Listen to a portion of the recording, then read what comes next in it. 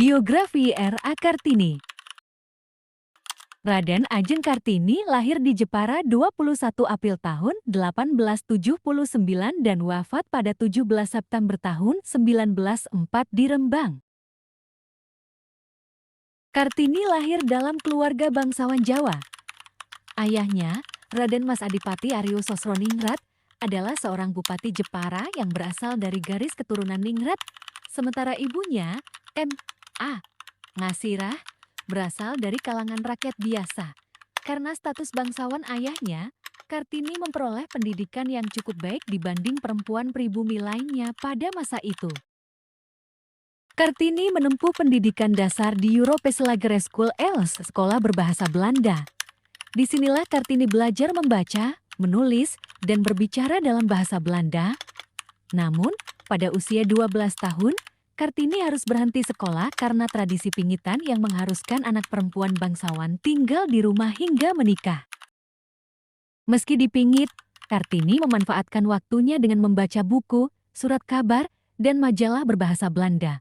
Ia terinspirasi oleh karya-karya penulis Eropa yang membahas kesetaraan gender, pendidikan, dan hak asasi manusia. Melalui korespondensi dengan teman-temannya di Belanda, seperti Rosa Abendanon dan Stella Zehandelaar, Kartini mencurahkan pemikirannya tentang perlunya pendidikan dan emansipasi bagi perempuan pribumi. Kartini mengkritik keras tradisi Jawa yang dianggapnya membelenggu perempuan, seperti kawin paksa, pingitan, dan kurangnya akses pendidikan bagi perempuan.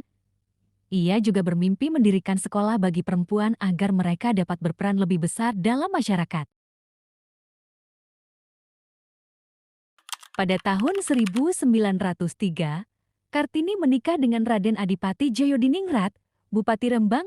Suaminya mendukung cita-cita Kartini, termasuk upayanya untuk mendirikan sekolah perempuan. Setelah menikah, Kartini menetap di Rembang dan mendirikan sekolah untuk anak perempuan di kompleks kediaman mereka. Kartini meninggal pada 17 September tahun 1904 dalam usia 25 tahun setelah melahirkan anak pertamanya.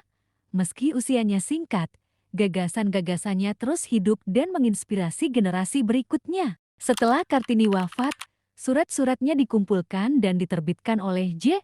Hari Abendanon dalam buku berjudul Dordisternista Lake Habis Gelap terbitlah terang pada tahun ke-1911. Buku ini menjadi simbol perjuangan emansipasi perempuan di Indonesia. Pada tahun 1964, Presiden Soekarno menetapkan Kartini sebagai pahlawan nasional dan 21 April diperingati setiap tahun sebagai Hari Kartini untuk menghormati perjuangannya dalam memajukan perempuan Indonesia. You can do it!